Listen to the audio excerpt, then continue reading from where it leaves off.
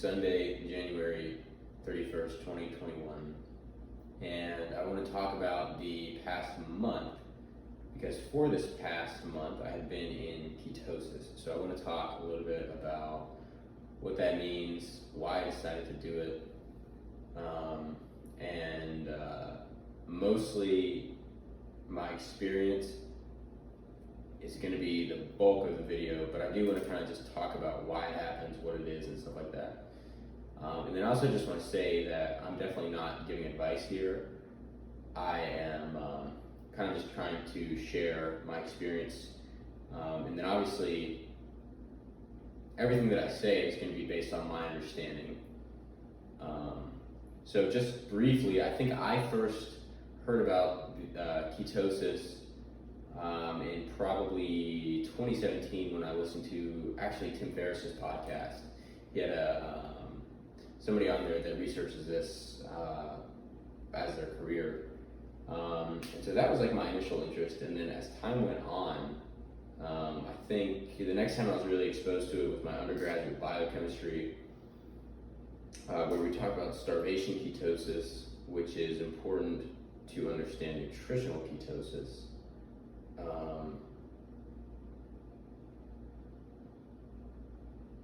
So then, like I said, just as time went on, I just became more and more interested in reading about it, looking at the applications. And I think the biggest thing was just curiosity. I wanted to know, what does it actually feel like to be in that state?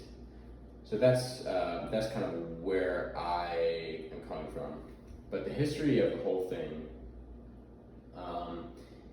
goes way back, like way back, to like before calendars, I think. I don't know how that works. But basically what they found is that if you fasted people, they would stop having seizures. I think they try to describe it as like demons coming out of people or something like that.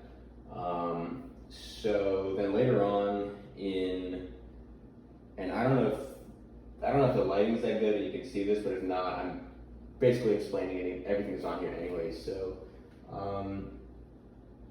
in the early, I think it was like the 1920s, they started using ketosis as a first-line treatment for seizures. And I don't know even today if we know exactly why it works so well. I think we know directionally why, but like exactly, probably not. And then fast forward to, I think like the 60s, there was this dude at actually Harvard Medical School, George Cahill, that did some pretty famous studies where he fasted people for 40 days. And so if you fast for 40 days, you are absolutely going to get into ketosis. And I actually haven't read those papers, but I know they exist, and I've heard a lot of talk about them. So that's kind of interesting. So that's kind of the history. And then today there are a lot of applications and a lot of people looking into it. So what exactly is it? So fundamentally, if our cells don't have energy, we would die really, really fast. And that is not good. So way back when we were like hunter-gatherers, we would basically fast and famine. So we would go through like these cycles where we'd be hunting, and then we would get like a meal or whatever, and then that would probably end up spiking our glucose, and then we would be relying on glucose. But we also evolved another mechanism, which is either starvation ketosis, which is probably what was happening then and probably why we evolved it. But anyways, what happens is you basically run out of glycogen. And I'm pointing, I touch my stomach, but that's really stupid because the liver's over here, and the liver is what is responsible for, well, one of the organs, one of the main storage places for glycogen. So anyways, so basically what happens is, okay, let's just say you stop eating your glucose goes way down, which that you think of that as like fuel. Insulin then consequently will go way down. Glucagon will go up, and you'll start doing something called gluconeogenesis, but there's still going to be a relative sort of deprivation of glucose because you're running out of glycogen and you're not taking any in. So then you have to start doing something called fatty acid oxidation, and that is where you burn fat to produce energy. And so today and historically, that is not, getting into a state of ketosis is not something that is achieved regularly probably today. Because we're getting a constant supply of glucose, typically. And I'll talk about that a little bit. So basically, you ultimately sort of run out of glycogen, you need another energy source, and that energy source ultimately is ketones. And we get ketones because we oxidize or burn fatty acids. And the fatty acids will ultimately make acetyl-CoA, which you would get from pyruvate. Acetyl-CoA is kind of like the centerpiece of among other molecules, metabolism. And so you make acetyl-CoA, oxaloacetate, which would combine with acetyl-CoA to form citrate, gets diverted away from the cycle to do gluconeogenesis. So acetyl-CoA starts building up and you start pumping out ketone bodies. The liver starts pumping out ketone bodies. And I think obviously you're also still producing and pumping out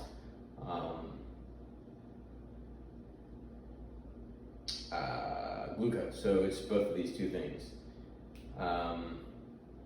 And skeletal muscle can also hold a lot of glycogen, but it can't pump it out into the blood. And this basically because it lacks the enzyme to do this. So anyways, the big story here is unless there's some exception that I don't know about, the liver is the only thing that pumps glucose out into the blood, and that's through either just liberating glucose or doing gluconeogenesis, which ultimately will pump glucose out. So got a little bit, probably more into it than I needed to there, but that's okay. There are, I think there are 3 ketone bodies, and there's acetate, acetoacetate, and beta hydroxybutyrate. I think that's what our body produces, and then there's some sort of equilibrium that they are in, basically. So, and I want to just briefly say that the beta hydroxybutyrate that we make is the D isomer versus the L isomer. And I'll come back to that later and why that's important. So, so that is kind of what happened. The liver pumps it out, and then it gets into other tissue like the brain, the heart, I think skeletal muscle. Actually, I know skeletal muscle. And it starts recombining to form acetyl-CoA, and then the acetyl-CoA kind of follows what it would usually do anyways, and basically produces ATP, which is the energy of the cell. But not only is it the energy of the cell, it does a lot of other complicated things, and it's involved in signaling, blah, blah, blah, blah, blah, blah, blah. Okay, so I'm saying all this to say that you can eat a macronutrient ratio that will mimic fasting, and you will produce ketones. So how do you do that? And I hope I'm not forgetting anything here. The question is, how do you do that?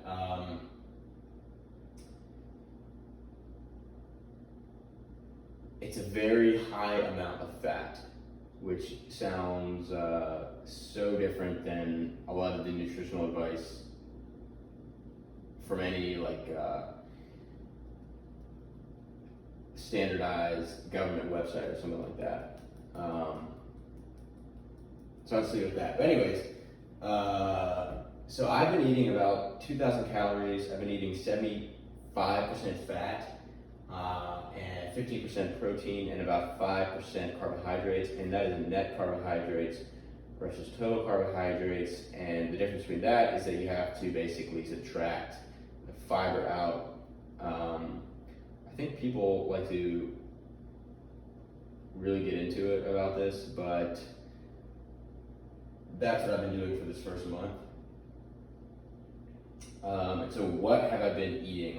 So I'll just run through today. So today I woke up at exactly 5:14 this morning, because I don't know why. I just opened my eyes and I was awake.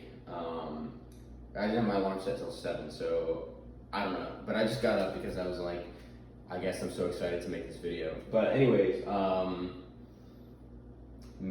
I had some coffee with some MCT and butter. And then I studied for a little while, and when I did that, I drank some exogenous ketones, which I will talk about. Then I worked out, then I came back, and I ended up not really eating anything like an actual meal until like 4:35, and I had eggs and sausage cooked in coconut oil. Cooked the eggs in coconut oil. And then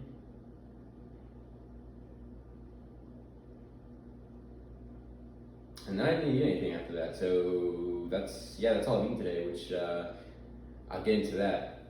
But one second.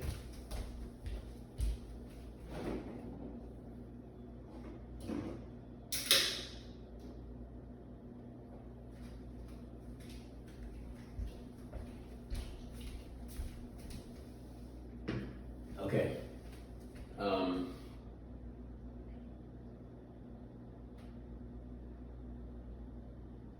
All right. So that was today, and then I've also kind of been experimenting. I forgot to close the fridge.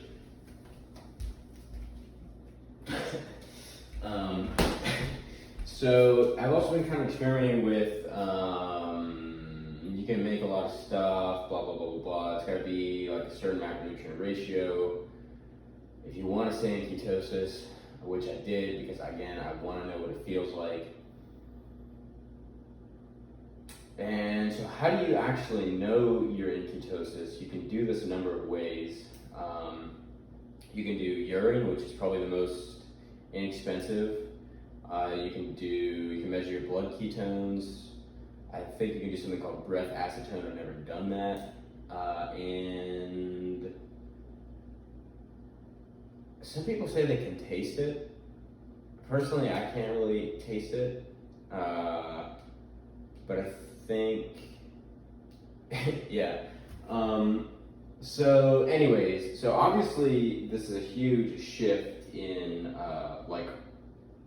normal, what you would be typically eating on a daily basis. You know, if this was not something that you have already done, or you probably just wouldn't naturally eat this way. So anyways, so the fat that I've been eating, I've been getting a lot of oil. So like coconut oil, olive oil, avocado oil, stuff like that. I've been eating a lot of animal meat, eggs. I've been eating a lot of eggs, fish, sardines, eating a lot of cheese. So just stuff like that. And so I don't know, this just totally changed the way I have thought about food and stuff like that. Because like I said, I don't think you just naturally gravitate to eating this way. But so there are, the thing that's interesting about fat is like, oh my God, isn't fat so bad for you? And the more I've kind of dug in, the more I've kind of realized wait a minute, what's going on here? So I mean, you can read stuff about people talking about how bad saturated fat is for you, how bad some people think that polyunsaturated fats are bad for you. So I guess the short-term answer is I don't know. Based on what I know about biochemistry, I'm not very concerned about eating saturated fat. So that's that. So, okay, what can happen then to cholesterol? Because that's another big thing that people kind of think about. And with fat sources and cholesterol, it's very context dependent.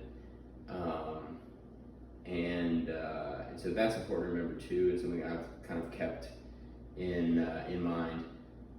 But anyway, floating around in the bloodstream, there's lipoproteins, low density lipoprotein and high density lipoprotein. There's different kinds of these things. And that's typically what's measured at the doctor's office. But it gets really complicated because there are, people that have different genes, not the ones that you wear. Okay, you're stopped. Don't laugh now. Okay, so different genetic makeups will handle cholesterol and ranges differently. And from my understanding, the biggest problem with cholesterol, too much of it, is atherosclerosis, which is when it basically forms plaques in your arteries. But I don't think LDL is the only culprit. For example, I have listened to and read about when you sort of stratify by insulin, it doesn't look like high LDL alone is responsible for an increased mortality. But then again, you have to think about association studies are only like directional, and most nutritional studies are not randomized. It's sort of retrospective, look at what happened. So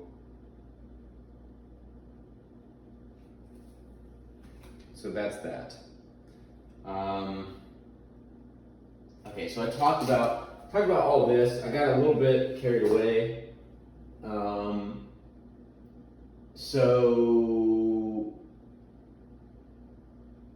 Okay. All right, yeah, so now I will talk about my experience. Hopefully this hasn't been too long. So what have I experienced? The first thing that happened to me, first thing I'll say is that I experienced what is called the keto flu for about a week and a half, 2 weeks. Because it takes a long time to adapt to this. So I don't want to say that as a deterrent to anybody, but it definitely does, it's something that you do have to adapt to, and there's a lot of really important things that happen, a lot of complicated things that happen. But anyways, the reason you feel so shitty is because there's a massive change in the energy substrate that your body is trying to use. So if you all of a sudden, like I've been burning glucose for 26 years, all of a sudden stopping doing that, my brain and other tissues are like, what is this? What are you doing to us? But as time goes on, you ultimately, and this is such a simplification, but you ultimately learn to utilize the ketone bodies that are ultimately produced. So it's not just enough to produce them, you have to be able to use them, right?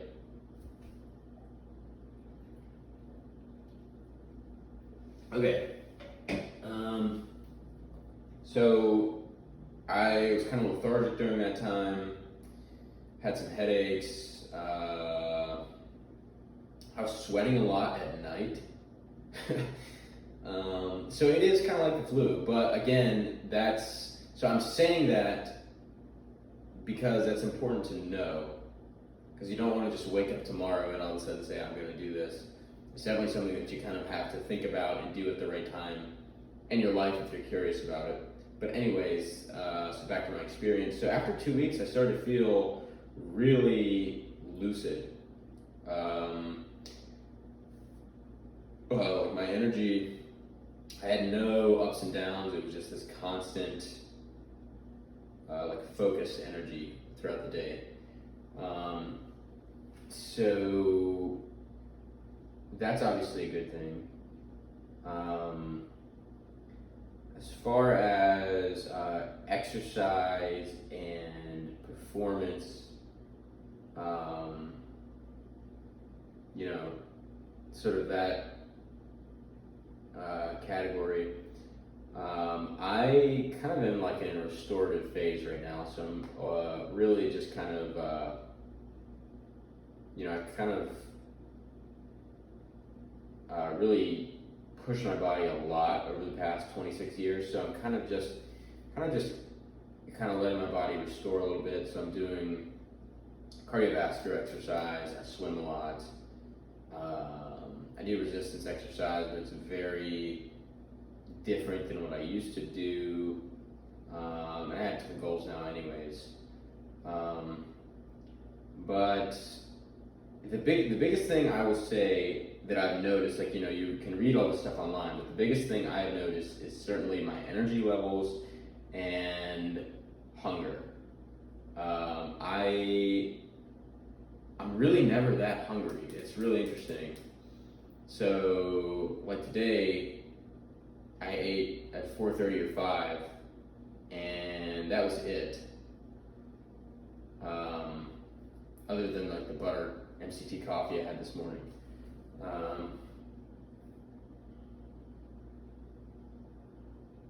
So I think that's the only thing that I would say 100% sure is that I'm definitely less hungry. I don't have really fluctuations in my energy like maybe I would have. So that's probably the biggest thing.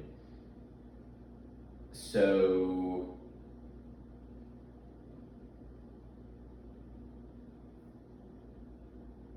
like I said, as far as working out and stuff like that, I'm not really pushing myself to where I'm lifting a lot of weight or anything like that. But I don't feel, if I were to do that, I don't feel like I don't feel any weaker, if that makes sense. So there is one confounding, well, there's probably a number of confounding variables, but one confounding variable that I think is important is that, so I was taking a medication it was targeted at nerve pain. That kind of ties into just me pushing myself a lot over the years. So, kind of ironically, I have taken probably 6 or 7 drugs that for nerve pain, but a lot of them had actually been repurposed seizure medications, which is kind of interesting, and ironic. I know there's so yeah. So anyways, so I started to get out of like the keto flu, and then I actually stopped this medication cold turkey. So I kind of knew what I was getting into, and I was mindful enough that if I started to feel shitty, that I would just get back on and taper it. But I was kind of ready just to be done with it.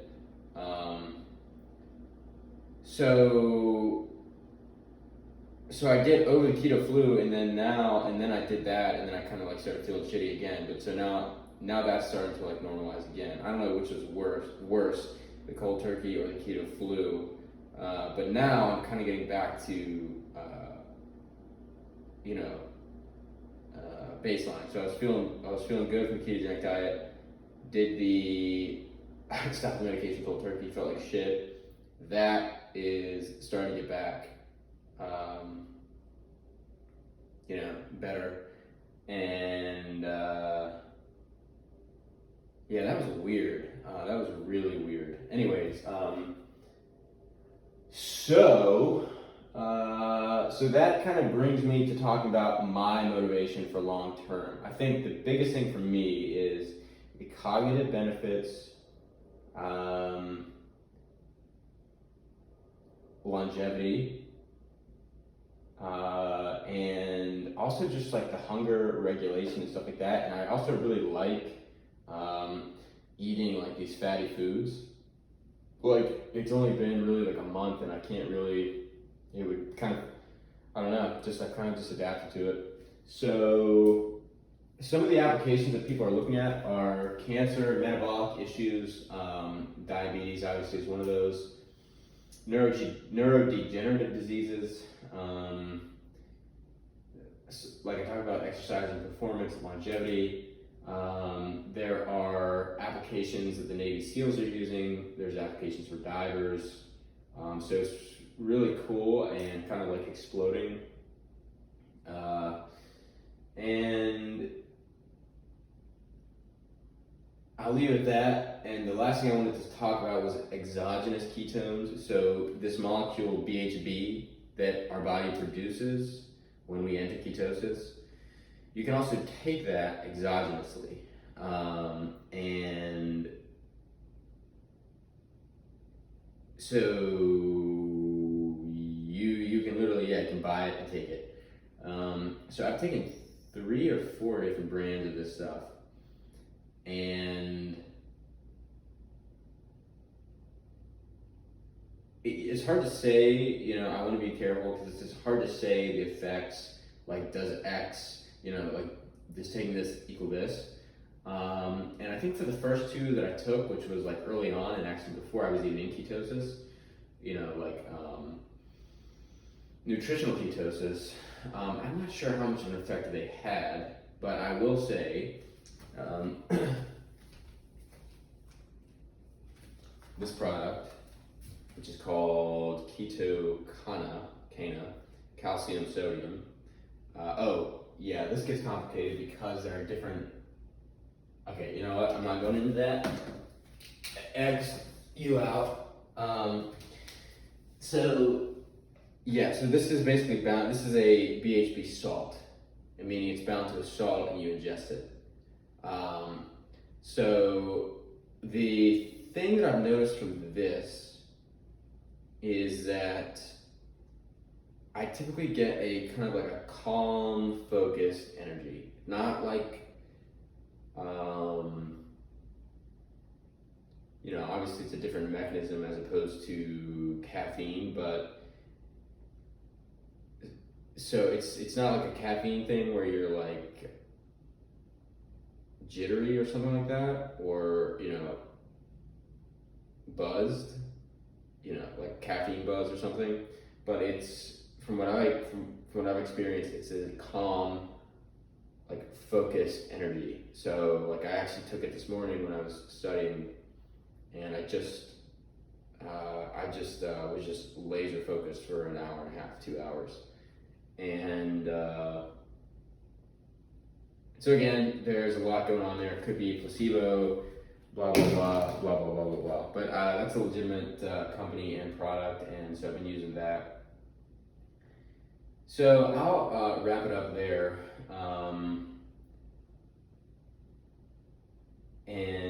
So anyways, but really quickly, my motivation to do this again, sort of like long term, and the reason I stopped taking any pharmaceutical drug I was taking or anything like that is because I want to sort of build an infrastructure over time. And so I think the first and most fundamental place to start is with your metabolism. And I'm also kind of curious to see if it has any effect on some of the pain that I have, I don't know if it's specifically nerve pain or muscular pain or something else, but I'm kind of curious long term about that. And so that is that. If anybody has any questions about what I've experienced or what I've done, you are welcome to reach out to me. And that's that.